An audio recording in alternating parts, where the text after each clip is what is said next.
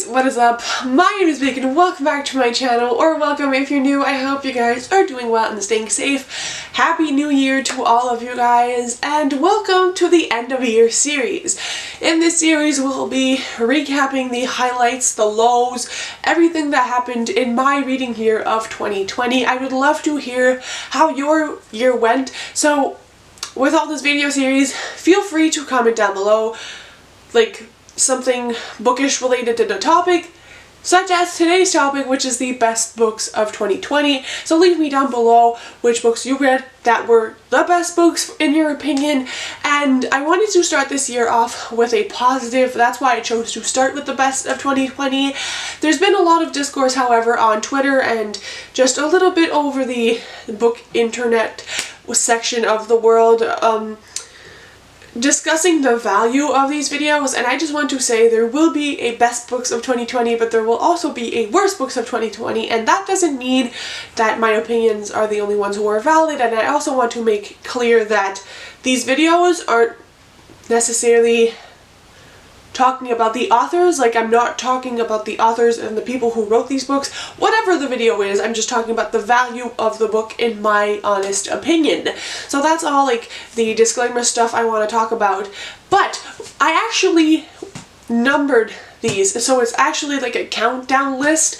I didn't think I would be capable, but I thought it would add a little bit of fun, a little bit of spice to this video. So we will be counting down from number 10 all the way to my favorite book. If you're super intrigued and just want to see like my top 3 or whatever it is, I will have like little sections on the video. If you slide your mouse over, you can find it. You can navigate through this video as you wish. So without more chatting on my part, let's just hop on in. Number 10 on this year's list is a book I haven't talked about a lot because I actually read it in December, and it is a very festive read, and that is One Way or the Other. No, there's no D in the title. One Way or Another by Kara McDowell. This is a holiday themed book. It is a YA novel which released in October, so it is a 2020 release, and this essentially follows a main character named Paige who is very anxious and has a hard time making decisions for herself. We follow Paige during the holiday season as she is given 2 choices of what to do with her holidays. One is go up to camp and see snow for the first time at her friend's kind of like cottage-ish thing, a friend who she's secretly been in love with for years. However, he keeps getting different girlfriends and kind of only sees Paige as a friend, or so that's what we're led to believe.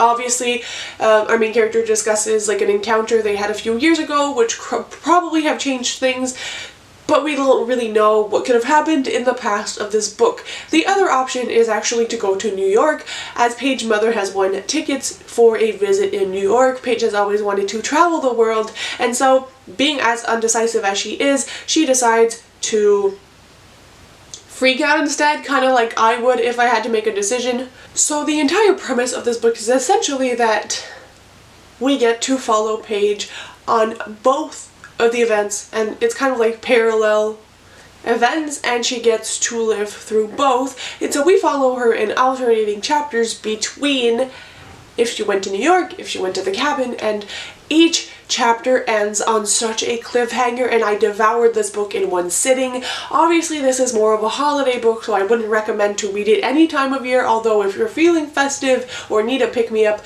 this book definitely does the trick. Now, the highlight of this book, in my opinion, is one, the writing style and the pace of this novel. This book kept you on the edge of your seat, and in my personal opinion, I didn't really want to leave either of the chapters behind.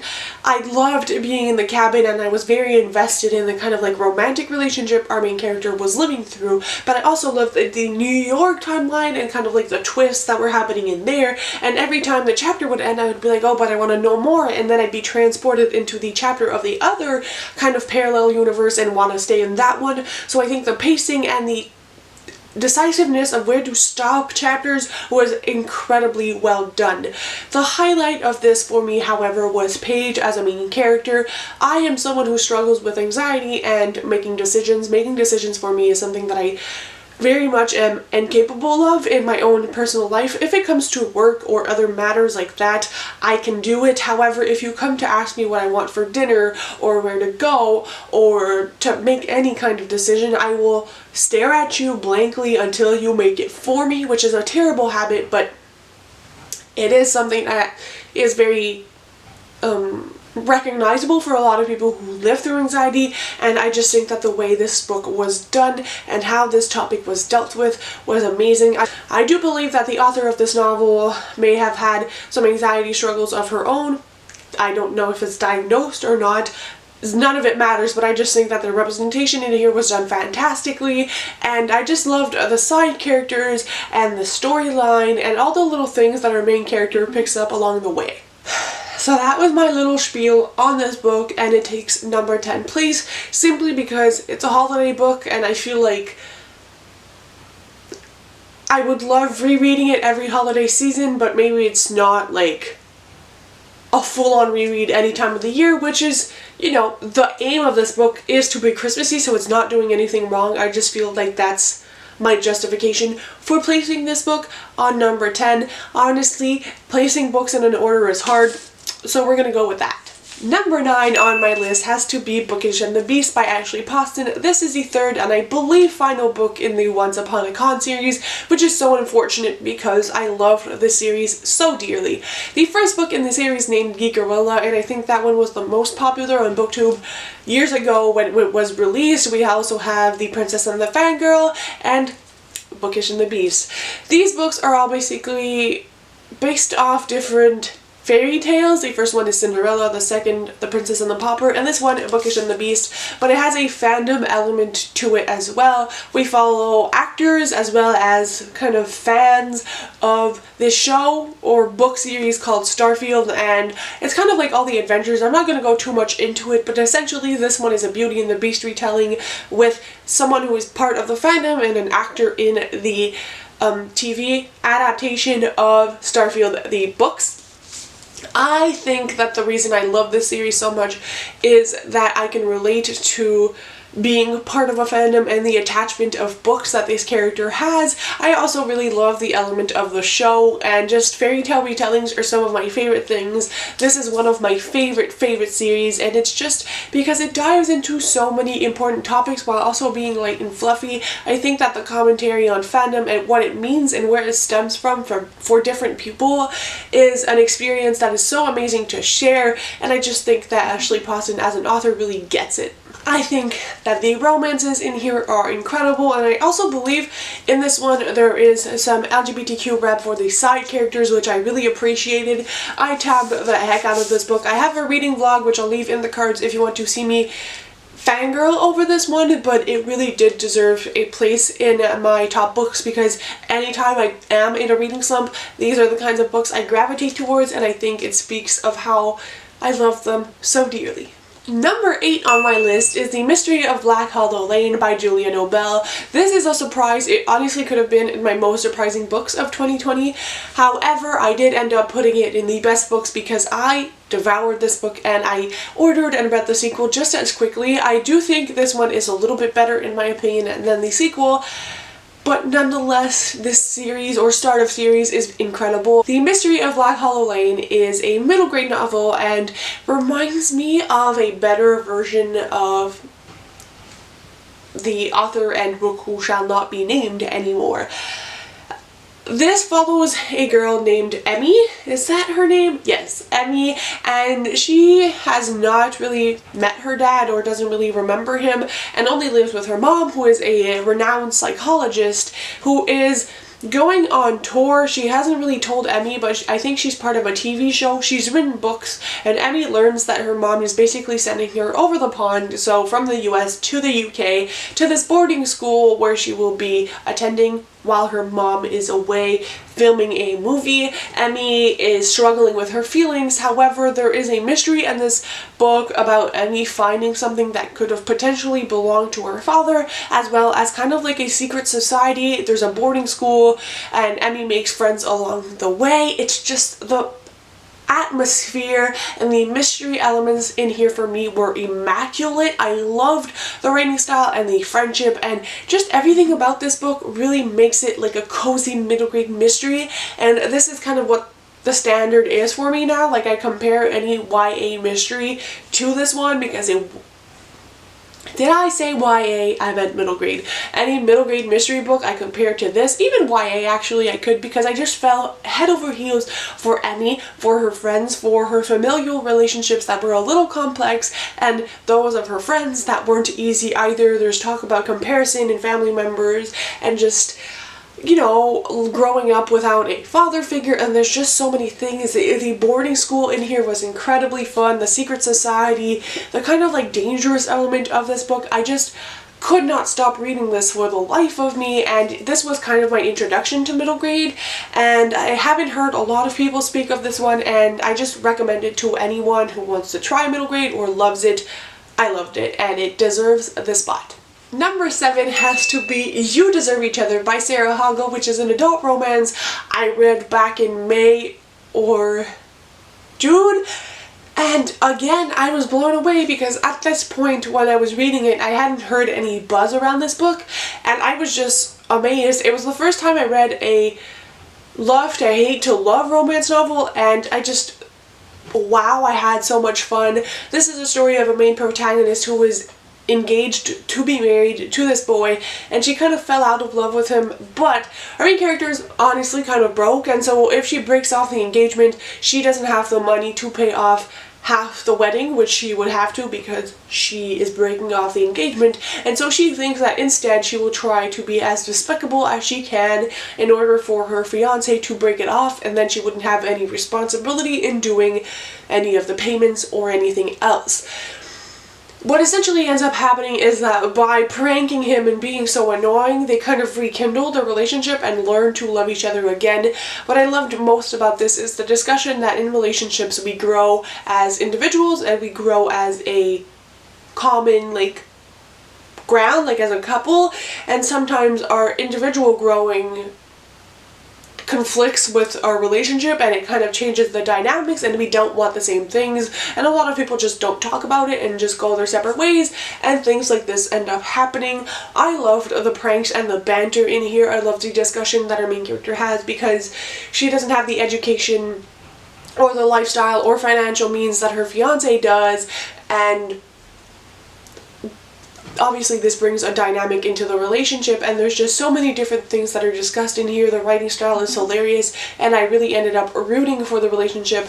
There's also an acknowledgement that this book is like talking about a toxic relationship at first. Since I read this book, there has been a lot more hype for it, and I think it's well justified. And yeah, as I mentioned, the toxic relationship is kind of explored and unpacked, and like it's clear to this author and the characters that what they were doing was unhealthy, and it is acknowledged. So yes, I cannot wait for this author's new release that comes out on April 2021. If you want to see me talk about more romance books I'm hyped for, I'll leave it in the cards, but this one is one of them. Then on the number 6 spot, I have a book which I kind of forgot if I read in 2019 or 2020. The year has been so long, and that is A Heart and a Body in the World by Deb Colati. This is a book I've heard a lot of different people rave about. However, I still think not enough people are talking about this. I read this back in January, and my heart just broke when reading this one. It is very hard to read about, but such an important novel. This essentially follows a main protagonist who has gone through some traumatic elements which we don't really know what they are at the beginning of this book, and one day she goes out for a run and literally just doesn't stop running until her mom is like, you need to come home, and our main character has a discussion with her mom and decides that she wants to run. I think it's from Seattle to Washington, yes, and she wants to run to kind of like escape her trauma, I guess, is her way to cope with it. And so her grandfather actually ends up following her with an RV, and we are in her mind as she is running and unpacking everything that has happened to her. This run is inspiring a lot of people, and there's been fundraising and just a lot of different things happen, essentially tackling some very important topics that are happening in the United States but also around the world. And I remember reading this and just feeling so many emotions as a woman.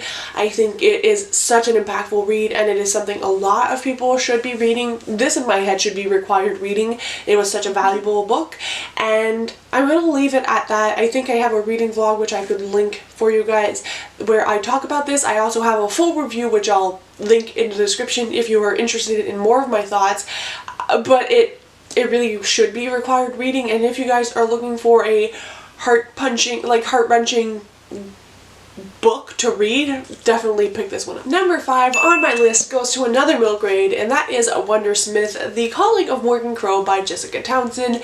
This is a series that I started in 2020 and was shook how much I loved it, but specifically I loved Wondersmith a lot more than Nevermore. Nevermore was a 4-star for me.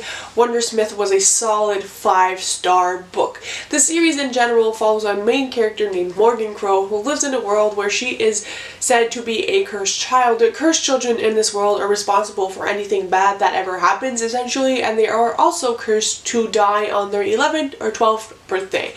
Now, our main character does not die, because there wouldn't be a book. She is actually whisked away to the land of Nevermore by a man called Jupiter North, and has to enter the trials to enter the Wondersmith Society, which is her only way to stay in this world and essentially stay alive and safe. And the story goes from there. This is what happens after the first book, and I just loved this book. I love the mentions of society and the way the world works, and there's a big talking cat in this one in a very freaky but cool hotel. It was all just so incredible. The writing is so fun. I got attached to Morgan and her kind of found family, and I just think that this is such a fun fantasy creative middle grade novel that I've never come across a series like this before. A lot of people say that this series kind of follows or has the same vibes as Harry Potter, and I just think it's better and a lot less problematic. I believe as the series goes on there will be even more LGBTQ themes in there, which you don't really see in that other book series. And I just think that if you want to introduce a young reader or yourself to a fantasy book that kind of reminds you of this but is even more well done, this is the series for you. The writing style, the creativity, and how happy this made me is definitely why it's on the list. Number 4 on my list has to be Scythe by Neil Shusterman. I don't know where my copy is of Scythe right now, so I'm just going to pop up an image. However, this book is just amazing. If you guys don't know, this is the first book in the Arc of a Scythe series, which is a young adult dystopian novel series. And the concept of this book is that we follow 2 different main characters who live in a world where there is no death. Everything kind of has been cured. There's no illness, there's no lack of food, everybody has money. It's a very comfortable living ideal. The only way to die is to be killed by a scythe. What ends up happening is both our main characters end up being scythe apprenticed, and with a turn of events, essentially, one of them will become a scythe and the other one will fail at their apprenticeship because there can only be one, and the scythe, the person who wins, will have to kill the apprentice. It's a lot of drama, but what I loved about this book is the discussion on humanity and what a comfortable world, I mean like a world where you can't die, essentially, does to a human being, and how it changes your motivation and how people will talk to each other, and the lack of respect or the lack of motivation, and just the different ways we would go about our lives, and how it changes a mentality and a life form in of itself. I thought that the exploration of a different kind of world was remarkable. I keep thinking about this book constantly, and dystopian books, end of world books, new world kind of things is not something I usually read, but I was grasped from page 1. There's a lot of different dramatic elements, different plot twists that are brought into it. There's a lot of morally gray characters in here, which I really loved, because I just think that the thought process you go through is incredible, but also the adventure in of itself is like fast-paced, and it keeps moving and things keep building up, like so many different blocks that you didn't see coming, and I was just amazed. I just think the series as a whole has a lot of incredible qualities. The writing style, the pacing, the characters. I do like the female main character in this one more than the male. Maybe that'll change as the series goes along, but I could kind of see her viewpoint and her standards and her moral compass a little bit better than the other character, which is why I enjoyed her presence more.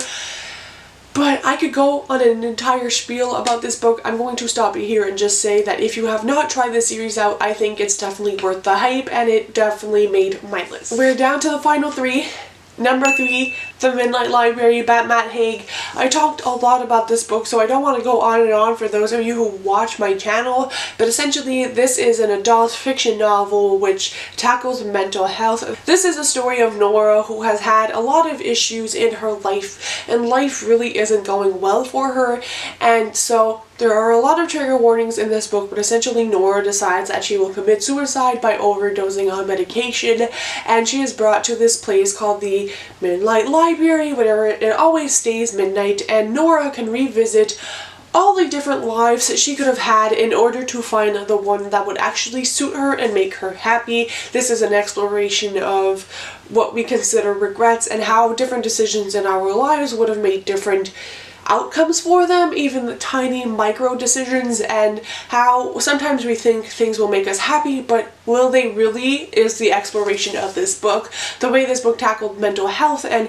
all the different parallel universes we go to was just absolutely mind-boggling. And as I mentioned in another video, this is a kind of mindset and reflection I try to find in non-fiction books, but it turns out books like these are more valuable to me than a non-fiction book would be.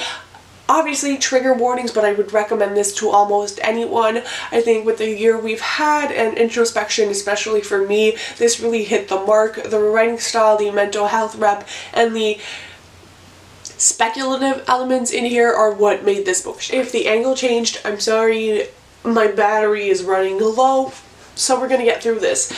I had a very hard time deciding between the last two or the best two books of the year, and I'm still debating my positions, but we're just gonna go with this one. So the second best book of 2020 for me, Reborn Yesterday by Tessa Bailey. This also could have been on the most surprising books of the year. If you guys don't know my story with this book, I initially purchased this book for like $1.99 on Kindle, and one night I could not go to sleep. And I was browsing through my phone, like the Kindle app on my phone, stumbled upon this book, which this book is an adult paranormal romance with vampires, and this is not usually my genre. I like contemporary romance, but I was like, you know what, might as well try. It was, what, 11 or 12 when I started reading this. I read 40% of the book in one sitting without realizing it in the middle of the night under the blanket so I wouldn't wake up my boyfriend, and ended up reading the rest of it the next day. It immediately became a favorite, and then I had to get myself a physical copy, and I just was blown away by how much I love this book and how refreshing it was to be able to read from a different genre than I usually do and still really enjoy it, or at least a different subgenre. This follows a main character named Ginny, who essentially works at this, is it more, how is it called? Like a funeral home, and it was her father's, but her father's passed away, and so she still kind of owns it with her stepmom. Ginny was bullied when she was younger because it's not a really traditional way of working, and she was called like the dead girl or whatever. One night this very handsome man ends up coming to the funeral home, and she has to get him ready for like the funeral itself, but turns out he's not actually dead, he's a vampire, and it's their romance. I don't want to spoil the plot of this, but I just think that the twists and turns and the mystery elements that there are in this book, which I don't want to talk about to spoil anything, but they were incredible. The romance in here, phenomenal. I didn't think I loved or even liked paranormal romances, but this book proved me wrong. And just sometimes I think that books deserve to be more like appreciated when they can introduce you into a genre and then you want to keep reading more. I have the second book in this companion series that I want to read in 2021, and I am just over the moon. Like, I found a paranormal romance series I love, and it's hard for me to put into words what exactly makes this such an amazing book for me. It's the writing mixed with the angst, mixed with the paranormal elements in of itself, like the fact that our main character is a vampire, and there's also like different types of backstory which I can't get into without being spoilery, so I can't really discuss at large why this is on here, but I've talked about this book constantly on my channel, and if you love or want to try your hand at paranormal romance and haven't read this, I highly recommend. I feel like I'm not doing it justice, but really it had to be up there. It was almost my #1 book. And the last book I want to talk about, and the best book of 2020 for me,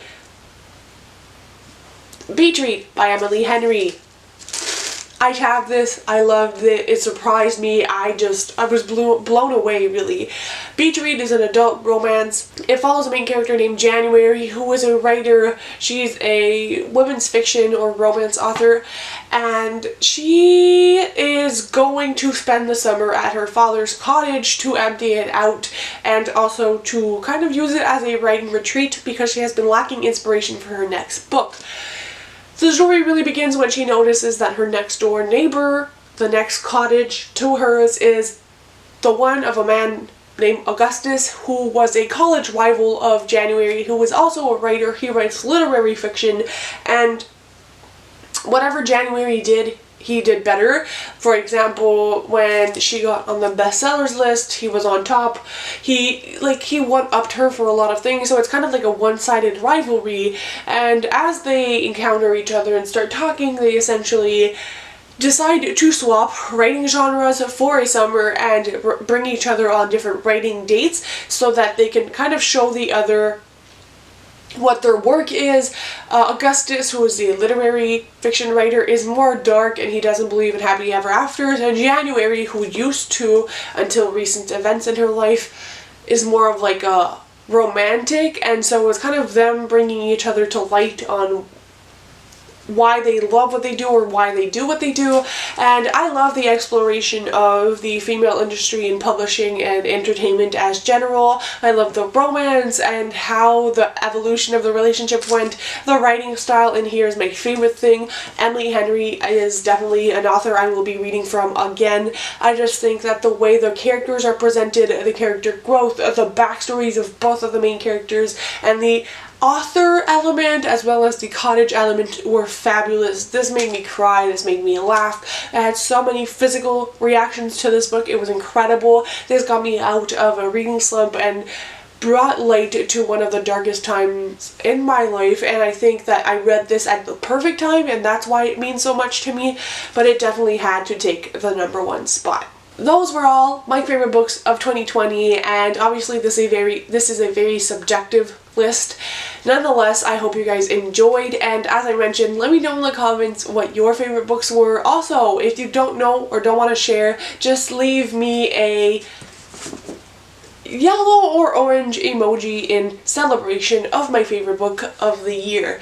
That's it for my video. Bye guys, I'll see you very soon with the next video in this series. Bye! Happy reading!